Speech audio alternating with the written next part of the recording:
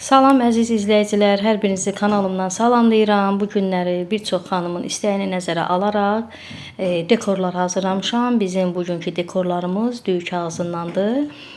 Nə formada hazırlanma qaydasını sizlər üçün çəkiliş etmişəm və hazırlamağını göstərim sizə. Deməli bizim burada bir paçka, bir paket düyü kağızımız var. Yəni ədədlə də satılır. Bunu ədədlə də almaq olur, paketlə də almaq olur. Deməli, bir qaba ilıq su əlavə eləmişəm əziz xanımlar. İlıq su ona görə ki, yəni işim tez başa gəlsin. Soyuq su olanda biraz gec islanır düyü. Ona görə ilıq suda isladıram ki, rahat tez-tez işimi görə bilim. İsladandan sonra bunu o yüz bu yüz yumşalandan sonra kovrikin üzərində və yaxud silikon süfrə üzərində forma verirəm. Gördüyünüz qaydada, yəni istənilən formanı vermək olar, istənilən ölçüdə hazırlamaq olar. Məsələn, birinci düyü kağızını mən bütöv suda islatdım. İkincisini kəsirəm, 4 yerə bölürəm, 2 yerə bölmək olar. Yəni ölçü olaraq sizin özünüzdən asılıdır, tortun ölçüsündən asılıdır. Rəng olaraq məsəl üçün zövqdən asılıdır, hansı rəngdə istəyirsiniz, hansı torta, hansı rəngə yaraşar. İsladandan sonra deməli düyü kağızını forma verirəm. Forma verəndən də sonra baxın ətəklərinə taxta çöplərdən yerləşdirib fırladıram ki, quruyanda o taxta çöp də ona yapışsın. Yəni tortun üzərinə istifadə eləmək üçün. Rənglərdən istifadə edirəm. İstənilən rəngdən də yenə deyirəm istifadə eləmək olar. Və həm burada sulu boyadan istifadə eləmişəm, həm gel boyadan istifadə eləmişəm. Yəni toz boyadan da istifadə eləmək olar, fərqi yoxdur. Əsas odur ki, suda həll olunan boyalardır. Boyanı yenə də əlavə eləyib ilıq suya əlavə eləyəndən sonra gördüyünüz qaydada eynən, yəni proses eynidir də. Çöpün də necə keçirməsini burada sizə göstərirəm. Tortun üzərində istifadə eləmək üçün çöpdə olanda daha yaxşıdır. Ona görə ki, məsəl üçün çöpü keçirtməsək biz bu dekora, onsuz da qupquru quruyur, ona söz yox. Amma tortun içərisinə keçirdirsən, tort kremlidirsə, tortun üst tərəfindən keçirdəndə çöpsüz. Məsələn, bir gün qabaqdan mən torta müştəriyə təhvil verirəm. Müştəri də aparır evinə, bir gün onu soyuduzda saxlayır, səhərisi istifadə edirsə və yaxud harasa aparırsa, o düyü kağızı kremin içində az da olsa yumşalır, torta keçən tərəfi. Ondan sonra elə bil əyilmə kimi olur. Tortun üstündə istər-istəməz yol gedəndə belə yellənir, tərpənir, əyilmə kimi olur. Ən rahatı, ən etibarlısı ətəyində taxta çöp olsa daha yaxşı. Çöpü də gördüyünüz kimi yaş-yaş. Özdə suda çox islatmayın düyünü ki, çox belə yumşaq olsa, onun süfrənin üstündə səri forma verə bilməzsiniz. Ona görə yapışır bir-birinə. Dartanda da belə dartılır rezin kimi, yəni alınmır da, çətin olur. Bir də ancaq yumşalandan sonra istifadə eləyib forma verirsiniz, daha doğrusu. Çöpü də ətəyinə keçirdib çöplə fırladırsan ki, o çöp də quruyanda, qupquru olanda o düyü kağızı qəşəng yapışır ona. Yəni qopma ehtimalı olmur. Adətən mən belə dekorları əvvəlcədən hazırlayıram. Evimdə hazır olur. Məsəl üçün sifariş olanda tortlar üçün elə hazır tortu bəzəyəndən sonra götürüb istifadə eləyirəm. Yəni məsləhət görərdim ki, belə olsun əziz xanımlar. İndi bu gün çəkiliş olduğuna görə həm də ki, olur ki, müştəri bu gün tort zakaz verir, sifariş verir, deyir sabaha mənə lazımdır. Onda adam tələsir də ki, tez başa gəlsin. Onun üçün də baxın, sobada da qurutmaq olar bunu, adi saç feni ilə də qurutmaq olar. Burada sizə tam dəqiqliklə göstərirəm ki, yəni tələsəndə bu formada da qurutmaq olar. Heç bir problemi yoxdur.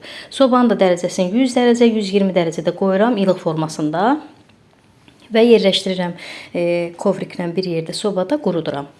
Ondan sonra tortların üstündə məsəl üçün dekorlar olur. İndi kasa forma deyirlər də, kasa dekor belə. Bunları izomatdan da hazırlamaq olur. Bu formada da hazırlamaq olur düyü kağızı ilə. İndi mən düyü kağızı ilə hazırlayıram bu kasanı, kasa formanı məsəl üçün. Altdan hündür bir stəkan olsun, güldan olsun, adi butulka olsun. Axırı hündür bir qabın üzərinə silikon süfrəni sərirəm və kənarlarını şpilka ilə görürsünüz ki, sancaqla da belə ki, yəni qatları olsun da çox açılmasın süfrə. Ondan sonra düyü kağızını yenə ilıq suda isladıram, yumşaq, sonra gördüyünüz qaydada sərirəm. Yenə bunu da quruduram ki, qupquru olsun. Biraz elə bil az qurusa, yumşaq olsa, elə bil tərpənir, əyri-üyrü olur da, əyilir. Ona görə tam qupquru olsa daha yaxşı. Quruduram. Əziz xanımlar, izomatdan da hazırlamaq olur. İzomatdan səhifəmdə paylaşmışam tort dekorları. İndi bəzi xanımlar üçün maraqlı olsa, yəni sifariş götürən xanımlardan söhbət gedir. Yəni izomatdan nə formada dekor hazırlamışamsa, necə hazırlama qaydasını daha doğrusu çəkiliş eləyib paylaşmışam. Səhifəmdə var. Yəni maraqlı olsa xanımlarımız keçid eləyib baxa bilər. Bütün dekorlarımız həm sobada, həm də fenlə qurudu. Gördüyünüz qaydada quruyandan sonra mən bunları elə bil ki toz boyadan, zərri boyadan istifadə edəcəm. Bu toz boyaya da mütləqdir ki, spirt və yaxud duru yağ. Duru yağı məsləhət görməzdim. Yəni duru yağla olanda zər qarışanda çox qurumur da. Elə ən yaxşısı spirtləndir. Spirt əlavə edirik. Heç də narahat olmayın ki, ay spirt oldu, ay birdən dadı nə olar, spirt iyi gələr. Qətiyyən elə deyil. Spirt uçur gedir onsuz da, tərkibində spirt qalmır. Ancaq zər qalır. Zərləyirəm dekorların istənilən formada zərləmək olar. Kənarlarını, nə bilim orta hissəsini, hətta istəyirsən zər vurma, kesti zərə batırırsan, bir damcı belə çiləyirsən üzərindən toz yağış damcıları kimi istifadə eləmək olar zəri. O da zövqdən asılıdır. Yəni ürəyiniz nə formada istəyir, o formada zərləyə bilərsiniz. Həm ölçü olaraq nə forma, həm rəng olaraq, həm zərləmə olaraq o sizin zövqünüzdən asılıdır ki, əsas odur ki, tortu gözəlləşdirən bir dekor olsun. Bütün bunları da zərləyəndən sonra əziz xanımlar, burada texniki zərdən də istifadə edəcəm. Bunun üçün biraz elə bil suya, bir damcı da şəkər tozu əlavə edirəm, şərbət forması alıram. Ondan sonra bu hansı zərsiz ki dekor, daha doğrusu zərlədiyim dekorlar və yaxud zərsiz olan dekorlar fərqi yoxdur.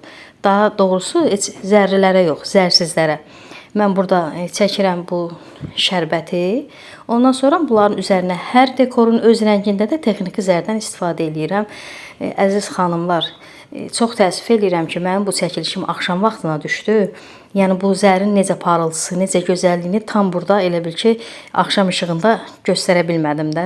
Çox gözəl, canlı-canlı o qədər gözəl görünür ki. Məsəl üçün rəngsiz dekora da adi şərbəti çəkib texniki zərdən, rəngsiz zərdən, gümüş zərdən istifadə edirəm. Məsələn, gəlin tortuna, toy tortuna, nişan tortuna, bax bunlar bu formada çox gözəl görünür. Canlı-canlı həqiqətən çox gözəl görünür. Çəkilişdə tam o effekti mən görə bilmədim. Axşam çəkilişi olduğuna görə. Baxın, mavi dekorları qaynar yağa, iysiz duru yağ tavada qızdırıram və düyü kağızını gördüyünüz kimi atan kimi yağa götürürəm. Yəni imkan vermirəm ki, yağda qızarsın. Həm çox kövrək olur, ovulub dağıla bilər, həm də ki, rəngi saralar, pis olar. Çox asan bir şeydir bu. Duru yağda bax bu mavi dekoru ətəyini necə eləmişəm. Onu hansı ki dənizə oxşar, dəniz tortları, nə bilim balıq, dəniz, ləpə bir tortlarda həmən o mavi dekordan istifadə eləmək olar. Ətəyi ləpə forması orada görünür. Bu birilər isə tam yağı atıb çıxardıram. Onu da ki gördüyünüz kimi necə zərləyirəm, nə formada. Bunlar isə ən çox nişan tortuna, gəlin tortuna, toy tortuna yaraşan dekorlardır. Baxın, eyni düyü kağızından görün necə gözəl müxtəlif dekorlar hazırlamaq olur hər formada. Yenə deyirəm, ölçü olaraq, forma olaraq sizin özünüzdən asılıdır. Amma bu yağa atan kimi çıxardırsan, o daha gözəldir mənə görə o dekorlar. Əziz xanımlar, hazır oldu. Elə bil nümunə içində sizə bu dekorla olan tortlardan ikisini göstərirəm. Əminəm ki, qaranlıq heç bir şey qalmadı. Əgər qaldısa, şərh bölümündə də bütün suallarınızı verə bilərsiniz. Böyük məmnuniyyətlə də cavablandıraram. İzlədiyiniz üçün təşəkkür edirəm, amma videomuz uzun olduğuna görə üzrlü sayın. Sizlərə istədim ki, hər şey tam dəqiq, yəni aydın şəkildə sizlərə çatdıra bilim. Sağ olun, sağlıqla qalın.